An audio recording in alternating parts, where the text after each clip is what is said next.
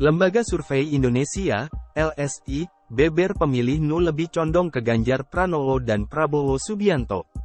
Bagaimana posisi Anies Baswedan yang baru resmi mendapatkan cawapres, Muhaimin Iskandar alias Cak Imin? Lembaga Survei Indonesia, LSI, dalam rilis surveinya menyatakan pemilih Nahdlatul Ulama, NU, di Lampung lebih cenderung memilih Prabowo Subianto dan Ganjar Pranowo. Untuk Anies Baswedan angkanya masih kecil. Direktur Eksekutif LSI Jayadi Hanan membeberkan, kecenderungan tersebut hampir sama terjadi baik di kalangan NU struktural, anggota, maupun NU kultural, bukan anggota tapi merasa bagian dari NU. Survei LSI yang dilaksanakan di Lampung pada 20–26 Juni tahun 2023, kalangan warga yang merasa bagian dari NU, dukungan untuk Ganjar dan Prabowo cenderung berimbang yakni 42,2% Ganjar, dan 38,9% Prabowo. Sementara Anies tertinggal dengan tingkat dukungan 12,6%. Jayadi mengatakan, pemilih di Lampung yang merasa anggota aktif NU sebanyak 16,5%, sedangkan anggota tidak aktif sebanyak 16,3%. Secara keseluruhan yang merasa anggota NU adalah sekitar 32,8%.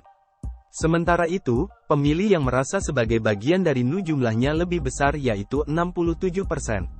Dengan demikian, jumlah pemilih yang merasa NU kultural ada sekitar 34,2%.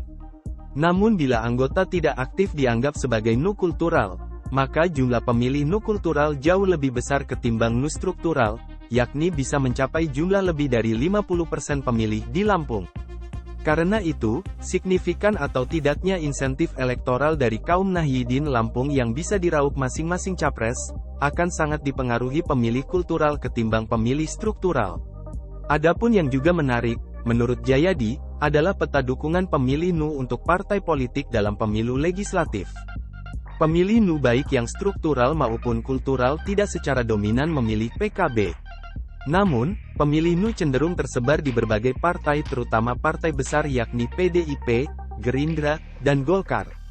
Di kalangan yang merasa bagian dari NU, dukungan untuk partai lebih banyak untuk PDIP, 27,9%, lalu Gerindra 14,4%, Golkar 11,7%, kemudian baru PKB, 9,2%. Dengan demikian, terlihat bahwa di Lampung bahkan di kalangan NU, dukungan untuk Capres Prabowo dan Ganjar masih bersaing ketat.